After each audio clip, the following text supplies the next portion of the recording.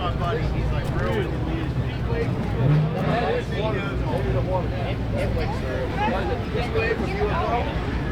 That is water. Did you see how he gently put his hand on the back of your head, like, you know? Oh yeah. The other figure wasn't appropriate. Fast Eddie Clark from Motorhead. Yeah, man. Junior, let's go see if we spend some more money to put stuff in him.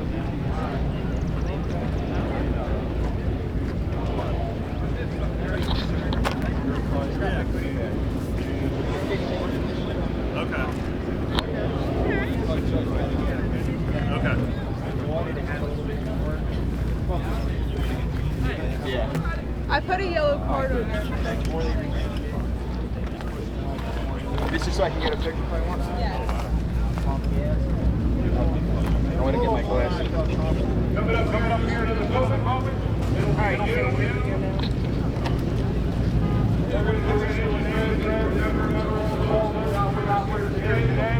Hello, Morgan George is in his Shelby GT40's on stage. He's going to be revving that up. You guys might want to step forward.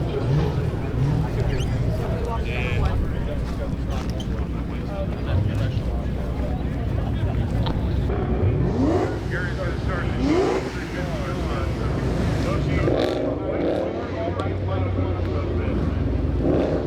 let's let him hear it.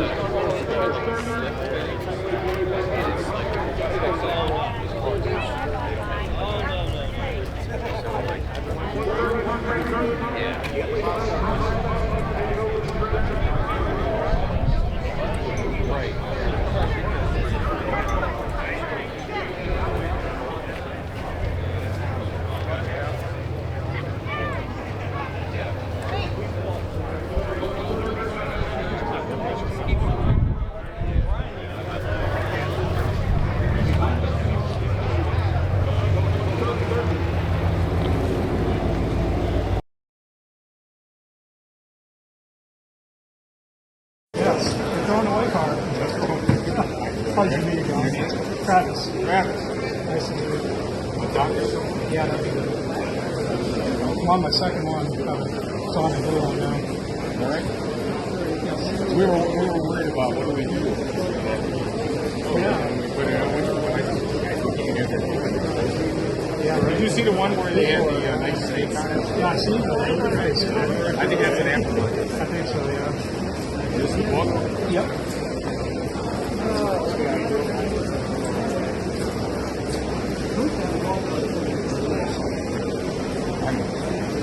That looks number.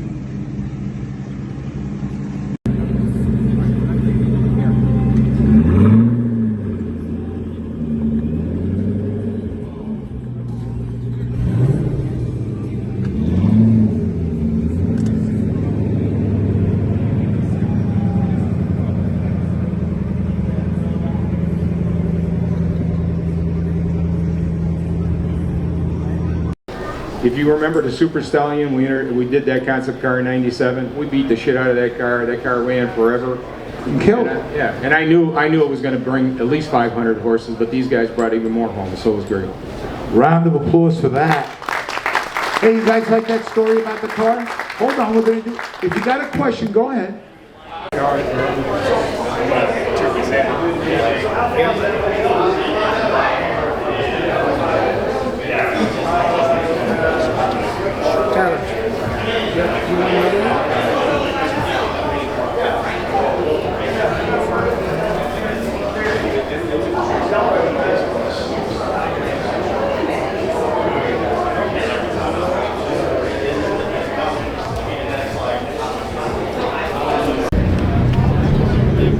New GTD, 815 horsepower.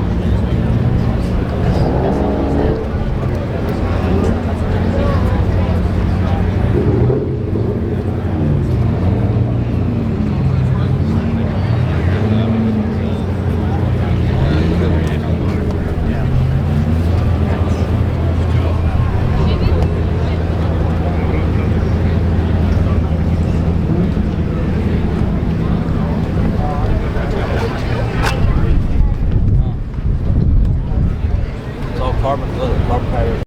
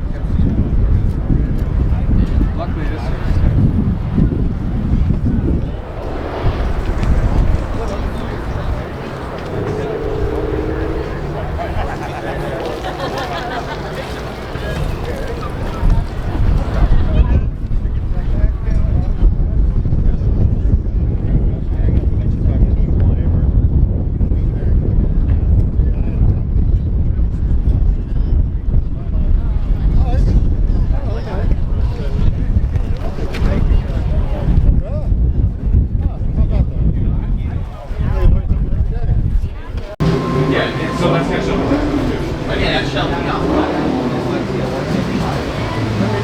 You, oh, I would take that one. Yeah. 9 grand is just too much. Is this thing loud? Yeah.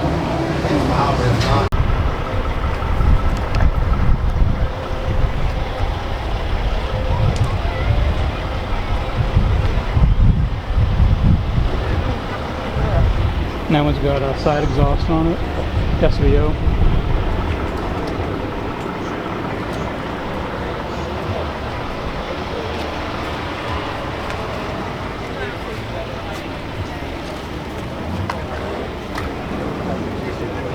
Nice car, man.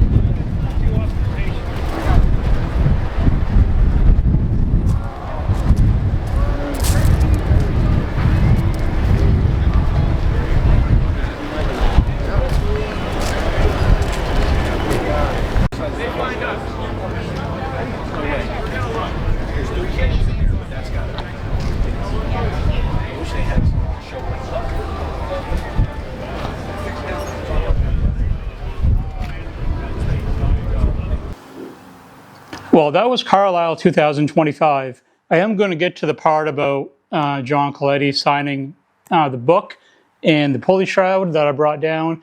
But before that, I wanted to bring up another quick point. It was nice meeting the people down there that I did. It was great to see Tom again. Tom's someone that I've done a video on a few years ago, actually, his Red Fire Coupe down to Performance Dyno. And it was great to see him again. I also got to meet Adam SVT, who a lot of you may watch his videos as well. Does a lot of stuff on the Terminators. It was good to finally, meet him, other than just seeing him in video. And of course, I had met Tom previously. And I also got to meet Tyler Ahern. Those of you may not know him like through YouTube or anything, but he does a lot of stuff on Instagram, posting a lot of photos of the Terminators in production and stuff like that. I got to have some good conversation with him. Really great to meet him. As you saw, he's got a beautiful, completely OEM stock Terminator. Very, very nice car. And also I met a few subscribers that I didn't really expect for anyone to like recognize me at all. I mean, I go out of state and, my reach isn't that big. I don't have a big channel. I don't pump out videos all the time. But a few people did come up to me and say, hey, I recognize you. I watch your video. So I'd like to give a special thanks to Mike and Bill. Bill's car was the Oxford White Cobra that I showed with his name there on it. And Mike, I talked to him a couple times throughout the day, and it was great to meet you guys. As far as getting to meet John Coletti, that was definitely a bucket list item. That's one of the main reasons I went down there, not just to experience Carlisle being my first time going there, but, you know, getting to talk to him and meet him was really, it's so hard to explain. It was really surreal because, like, a lot of people that probably do signings just shuffle people through and push them through and do the signing. He took the time, asked everyone's name, shook their hand, let you take pictures with him. Some people brought all kinds of stuff for him to sign, and I brought just the Iron Fist Lead Foot book hardcover edition and the pulley shroud. There was so much more stuff I thought of after the fact that I could have brought down. Some of the people there that know John well that I talked to said that he was surprised that people were still interested in that car or interested in it at all, because through Ford it was just another project car. They push the car through, it gets sold, and then it's out the door as far as Ford's concerned, and that's the end of it. And the fact that these Terminators have had such staying power, and it just, I think he was kind of humbled that so many people came out there, you know, for the signing. And he was there Friday as well doing signings, and from what I was told, there was like not that many people there. I think the weather had a lot to do with it, but Saturday there was a lot more people. But he was just really surprised that, you know, was that much interest in the car, and he was a great guy to talk to. In the video, it was really hard to decipher what was being said back and forth when I was talking to him. But what I said when I walked up to him, I put the pulley shroud down. I said, "This is the part that everyone always throws away." And then he went on to explain that during the production of the Terminator, he was telling me that he said, "We can't leave that open like that. We need to put something there." Because I guess from the standpoint of putting your name on a product, you don't want customers getting their hands stuck, you know, in the pulley. The belt routing is all through there. You don't want your name attached to it with something like that. But I think that's also why they made the pulley shroud so easily to take off, because they probably knew people were going to do it. They just didn't want to leave it from the factory, you know, leaving the factory like that. So that's why they wanted to have that shroud put on there. And, you know, those go for like $120, $150 now, you know, online. And a lot of people just threw them away. But this is the one here I had him sign. This is from my 04 Terminator that I kept as the pulley shroud. The Cobra's gone, of course, but I didn't have it for my Sonic Blue. They didn't have it on there when I bought it. I had a the pulley swap was already done, and someone had gotten rid of it, so that was gone a long time ago. As far as the signing goes, I want to mention I got a signature from one other person as well, and I'll show you guys the one from John here in the book. That's where he signed it for me. And it was funny too, because he knew exactly what page it was. He flipped through, see if I can find it real quick. And he flipped through, and he pointed at that photo. He was like, "Oh yeah, I know that guy." And I'm like, "Yeah, I think I recognize him too." And also have the pulley shroud that was signed by him as well. I'm probably going to clear coat this, at least on this side, to protect the signature so that it doesn't get rubbed off or worn off over time. I'll just put a couple of coats of clear over it, and just to protect it. But it made it back from Pennsylvania in one piece, so that's good. Nothing happened to the signature. This woman here, Marcy Cipriani, she was a big factor in the production of this book. She's a graphic arts designer. She was responsible for a lot of the photos, well, maybe all of them. As far as the design of the book, she's listed as a contributor for the Iron Fist Lead Foot book. Also, she is in this book here at the end. Those of you that have this book will remember these photos of a zinc yellow rolling off the assembly line. That's her in that car. That's her car. And I got her signature as well on it. And we asked, there was myself and a few other people standing there talking with her, how she was able to do that.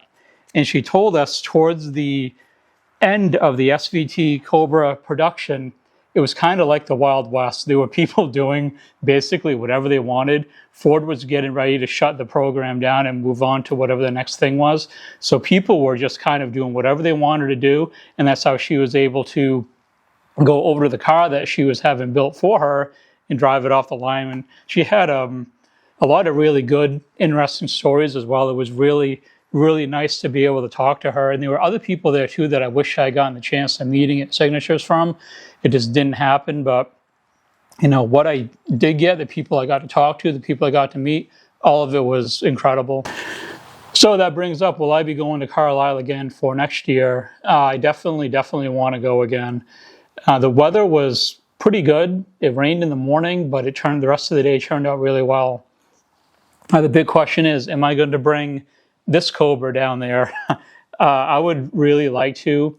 Logistically, it's really, really difficult. I don't have a way to tow it. The Bronco does not have the pull specifications to pull something like this. It's only rated for 3,500 pounds, so it can't pull a trailer and a car. So, I don't know. Some people may say drive the car down, but it's a long drive for me. It was 8 hours if you don't stop anywhere and with no traffic delays and no accidents and no bad weather. It took us 10 hours to drive down and a little bit less time coming back. We didn't hit as many delays, but there was still a lot of traffic and stuff. And the truth of the matter is, these cars are 21 years old. This car has been driven quite a bit. It drives fine, it rides fine, but talk about an absolute perfect time for intercooler pump going bad, alternator going bad, being on a 500-mile trip. That's just not something that I don't think it would ruin the whole experience if that were to happen.